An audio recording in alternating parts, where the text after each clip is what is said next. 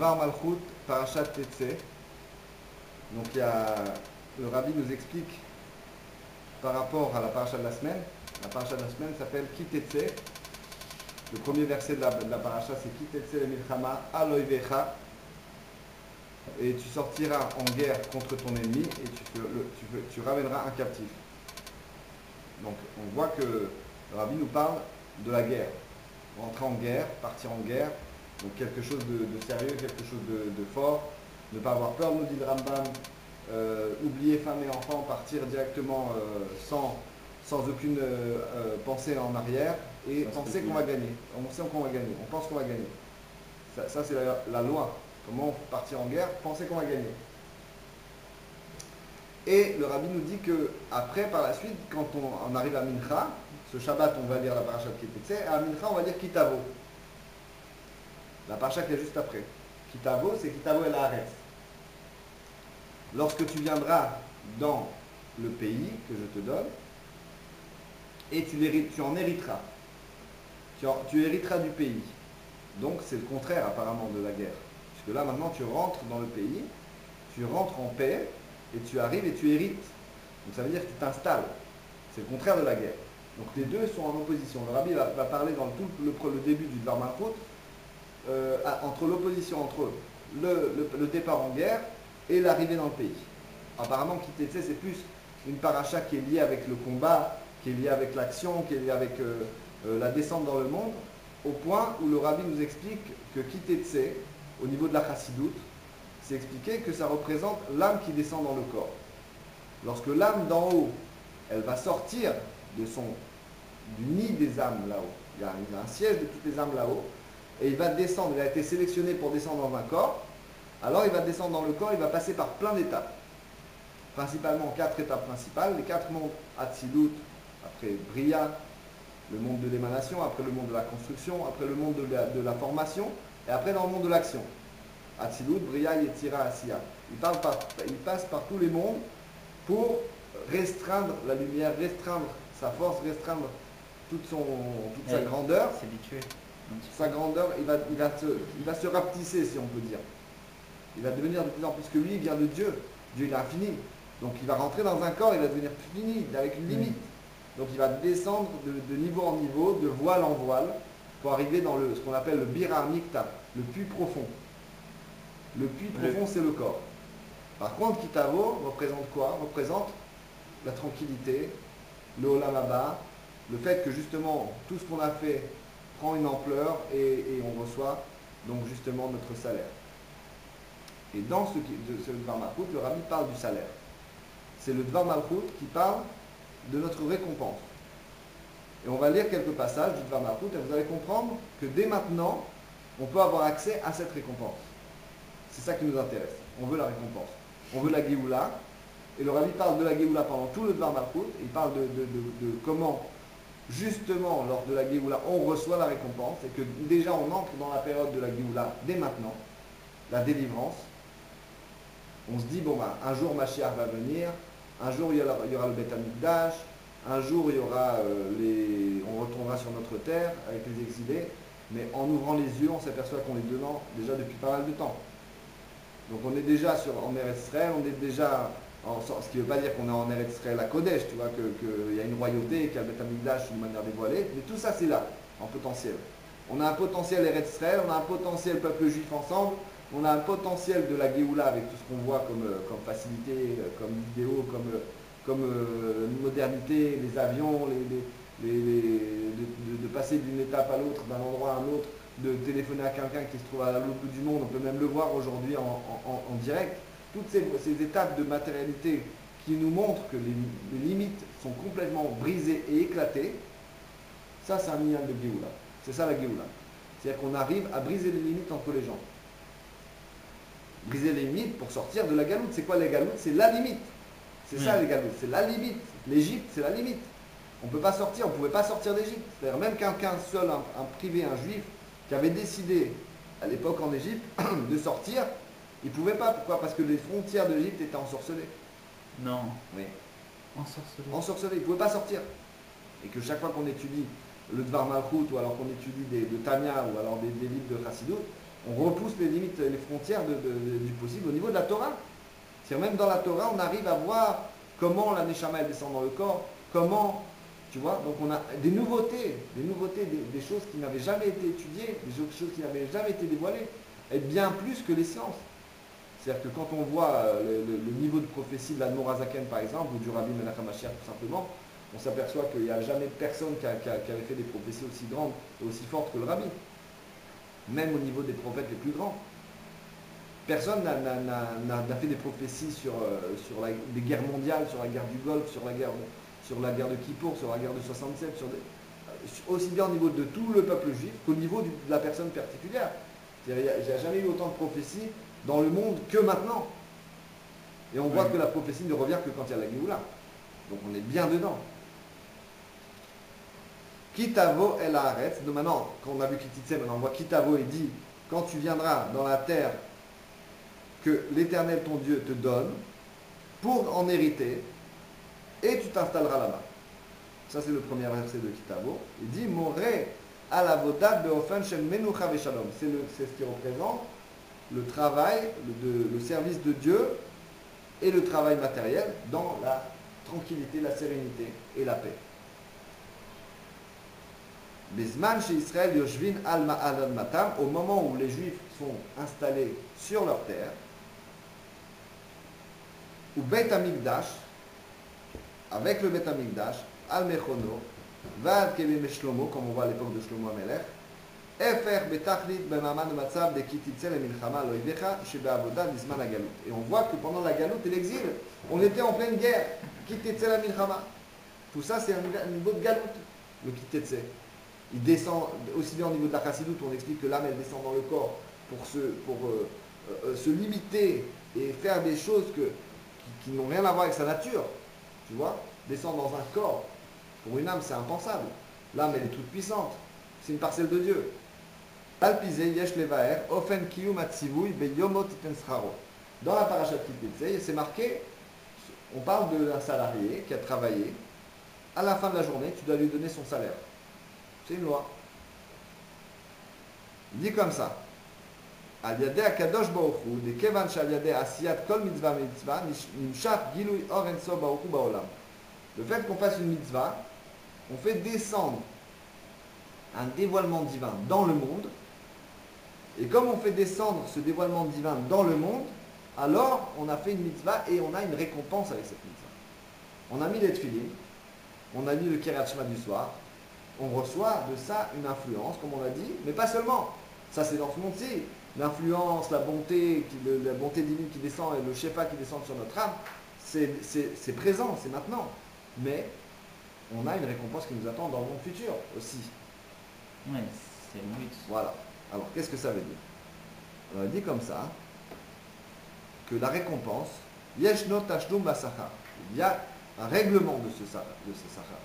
On doit recevoir concrètement notre salaire de ce qu'on a fait. L'orak midem yom beyomo, pas seulement jour après jour, à la fin de la journée on reçoit, beyomo titen scharo, et la gamme, il y a des comme mitzvah, mais mitzvah, on devrait recevoir une récompense par rapport à chaque mitzvah. Tu as fait les tefilines, tu as mis les tefilines aujourd'hui, tu mets les tefilines, juste après tu devrais recevoir la récompense. Déjà la mitzvah pendant que tu l'as fait, c'est déjà une récompense, mais tu devrais aussi chaque fois que tu as fait une mitzvah recevoir immédiatement la récompense.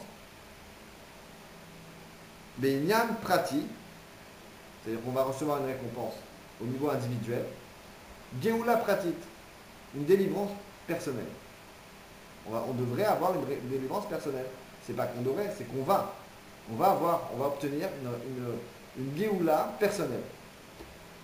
Et il va expliquer. Les Kavitse basé, tout ce qui s'ensuit. Od de Gam Zeikar. Chez Gam, Ikar Asachar, chez les Et Ata, Sagour Bateva. Mais notre récompense est fermée dans une boîte. Se retrouve dans une boîte, dans un coffre. Tu as un coffre, et la récompense est dedans, t'attends. Elle t'attend. Qu'est-ce que ça veut dire? Dans une boîte, qu'elle t'attend. Qu'est-ce que c'est, une énigme ou quoi? Elle attend quoi? On va voir. Alors, la boîte, le coffre, Nimtsak var bebaluto, il est déjà, dans notre période, aujourd'hui on parle d'actualité là maintenant, il est déjà en notre possession. C'est-à-dire chacun il a la boîte. Chaque juif, il a avec lui son coffre. On ne sait pas où il est, on ne sait pas comment faire, on va l'expliquer tout ça. Chez la poël, de la personne qui agit, qui fait les mitzvot, kol echad v'achat m'Israël, chaque juif et chaque juive, velo od ela shebeyado ubershoto le toar ateva. Et en plus de ça, il a dans sa main la possibilité et la permission d'ouvrir la boîte, velegalot asachar, et de dévoiler la récompense. Bechol et sheirtse, à chaque instant qu'il voudra. C'est à lui maintenant. Il a reçu sa récompense. C'est à lui. Il peut ouvrir la boîte, regarder ce qu'il y a dedans, déjà. Aliadezeh chez Mosif, od mitzvah achat. Donc il peut dévoiler la récompense en rajoutant une mitzvah. Dans tout ce qu'il faisait, il va rajouter une mitzvah. Et là, puisque la mitzvah, son rôle, c'est de descendre, de faire descendre le dévoilement de la lumière divine. Donc automatiquement, plus tu vas descendre de lumière, plus que tu vas voir.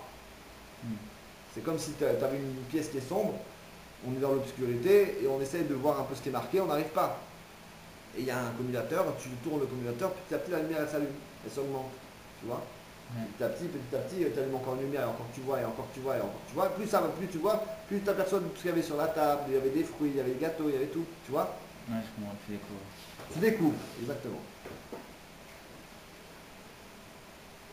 Il dit comme ça, c'est à chaque instant où il voudra. Il y a des chez Mosifon mitzvah achat, chez Aliada, grâce à cette mitzvah-là, il va se faire pencher sa balance personnelle du bon côté, parce qu'il aura rajouté une mitzvah. Mais pas seulement sa balance personnelle. Le monde entier aussi. C'est-à-dire, il a mis une mitzvah, il a fait une mitzvah en plus. Il a fait quelque chose de plus, ça va se rajouter sur la balance. Il a mis les tefilines le lendemain, il était habitué à le faire, il n'y avait rien de spécial là-dedans. Il faisait sa prière cette fille. Il allait faire sa prière cette fille le lendemain aussi. Et bien c'est encore une mitzvah. D'accord. Et il va sonder qu'est-ce qu'il ne fait pas. Il va voir qu'est-ce qu'il ne fait pas. Il va rajouter une nouvelle chose. Pour voir dans la boîte, il faut rajouter quelque chose de nouveau. Tu vas comprendre. Et il va provoquer pour lui et le monde entier la délivrance. Des Géoula Amitit Vashtema, la délivrance véritable et complète, c'est la délivrance totale. Aliade Mashiach Tzidkenu, grâce au Mashiach notre juste. Des Géoula Amitit Vashtema, chez Az, Beimot Mashiach, parce que lors de la période messianique, au Bifrat, chez Yichyu Ametim, plus particulièrement quand on revive les morts, Idgalé à Sachar, on va le voir, le Sachar, de manière dévoilée, tout le monde le verra, il n'y aura pas de choses à faire spéciales pour le voir, tout le monde le verra. Veod vegam zeikar, shavoda imetor menucha veitiashvut, donc tout principalement le service de Dieu, le travail, notre travail sur terre doit être fait de manière calme, posée, le fen atiashvut c'est ça, c'est-à-dire de manière calme, de manière tranquille. Kitavo la aretz, veyarashta, veyashavta ba, tu viendras dans le pays, tu t'installeras là-bas, kipshuto, de manière complètement simple, c'est-à-dire sans chercher à comprendre un sens compliqué ou quoi, de manière simple. Arriver en Eretz Israël, s'installer, avoir une maison, avoir des esclaves, avoir des trésors, avoir le Beth Amikdash, avoir des corbanotes, un troupeau de bétail pour aller faire des corbanotes, tout ça tu auras. Chaque juif il aura. Chaque juif aura 2800 serviteurs par personne. Chaque juif. Ouais, bien sûr, on ne s'imagine pas tout ce qu'on va recevoir. C'est ça le salaire. C'est pas le salaire ça. Ça, c'est autour. C'est le supplément, ça. Le salaire, on va voir qu'est-ce que ça veut dire. Dans la tranquillité de l'âme, la sérénité du corps aussi. Il y a des échecs par le fait que Dieu, le Saint béni soit-il, donne les kol echad va'achad, chaque juif et chaque juive d'Israël, kol hamitzarech lo, tout ce qu'il a besoin. Tout ce qu'il a besoin. Gashmiut ou beruchaniut, que ce soit matériel ou spirituel. Alors pour l'instant, on n'a parlé que du spirituel. La teva, on imagine que c'est une boîte, un coffre-fort invisible. La clé, on va parler de la clé, on est certainement quelque part cachée. Tout ça, c'est du spirituel, il n'y a rien de concret là-dedans. Non, il nous dit c'est matériel. C'est aussi matériel. Ou metor achava, dans la largesse, dans la richesse. Miyado amlea ptuchan dosha v'achavan, de sa main large, ouverte, sainte et large, comme on a dit, pleine, ouverte, sainte et large. Et premièrement, je veux dire principalement, מצד ההכרח שבדבר לצורך העבודה עצמה ולא בתורת שכר, il dit que au niveau du besoin et du travail qu'on a fait, le travail il a besoin d'un salaire. Tout travail mérite salaire, c'est un proverbe juif, d'accord? Chaque chose qu'on fait doit être payée, c'est normal. On n'est pas seulement des êtres spirituels, on est aussi des êtres matériels. On a besoin de concrétiser notre travail. Il dit comme ça.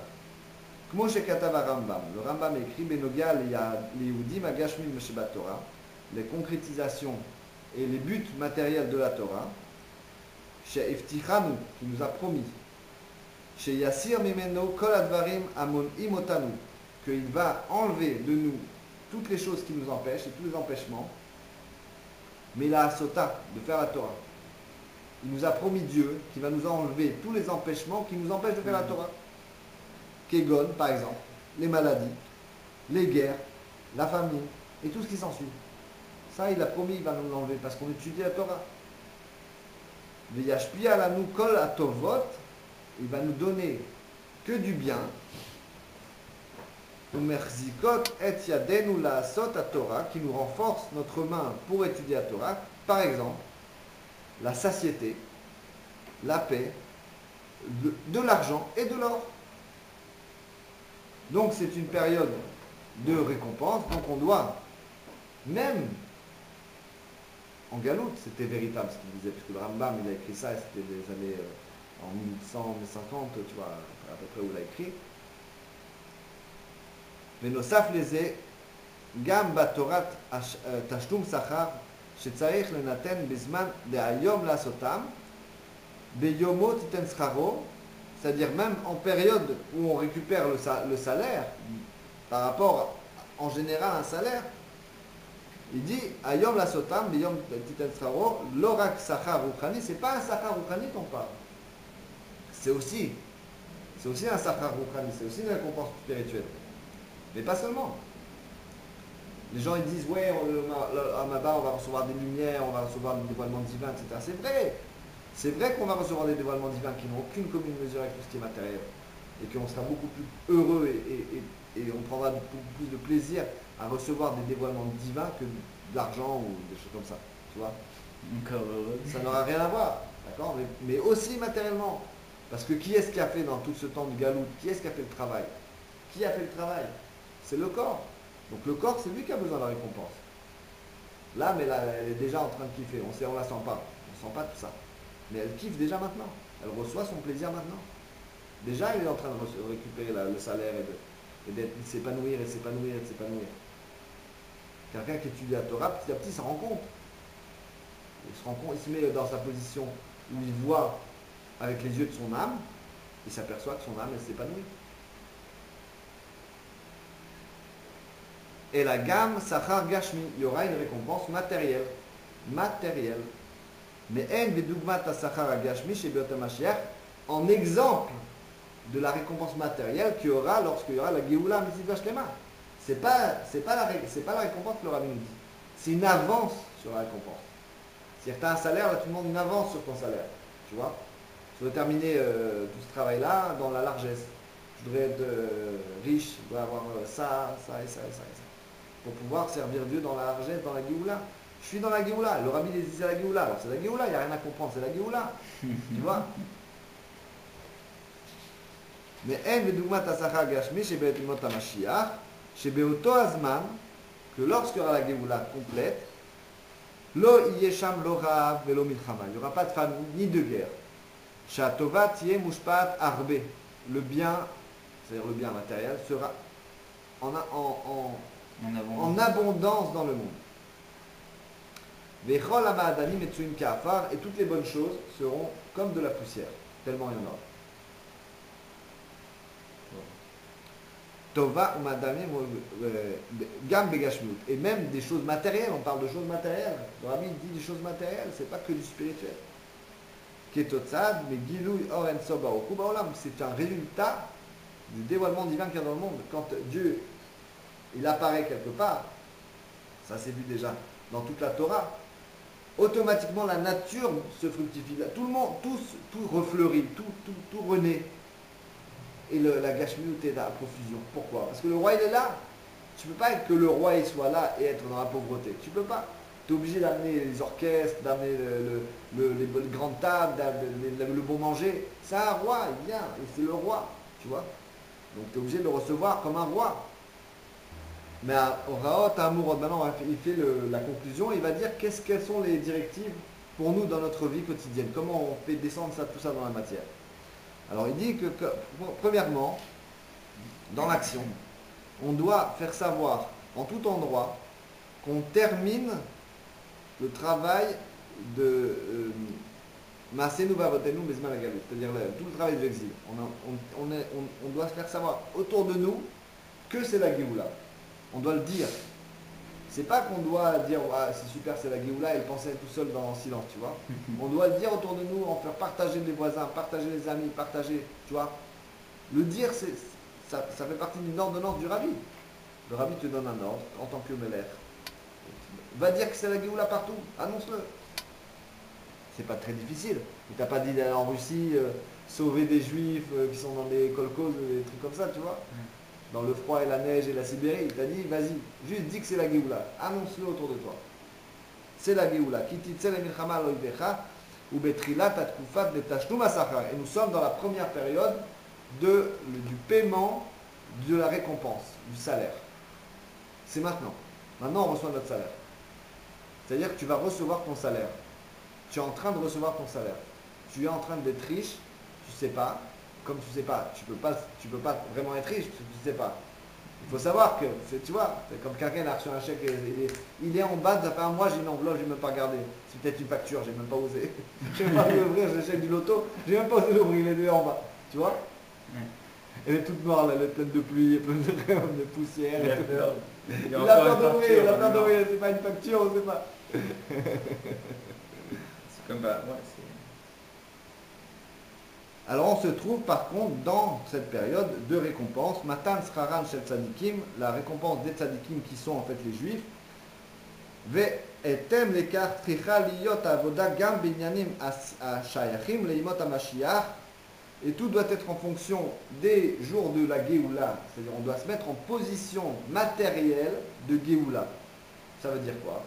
Ça veut dire comme tu as dit, avoir les meilleurs mitzvot, les meilleurs tefillim, des cours à la maison, comme c'était déjà la Géoula, comme c'est vraiment, tu vois, au lieu maintenant, chacun de notre côté d'aller travailler pour faire encore plus d'argent et peut-être en plus de galou, et plus tu vois, des paroles qui servent à rien, etc. Non, on est en train d'étudier la Torah, on est en train de, tu vois, de s'élever spirituellement, au lieu d'être dans la galoute, dans la Géoula, tout simplement.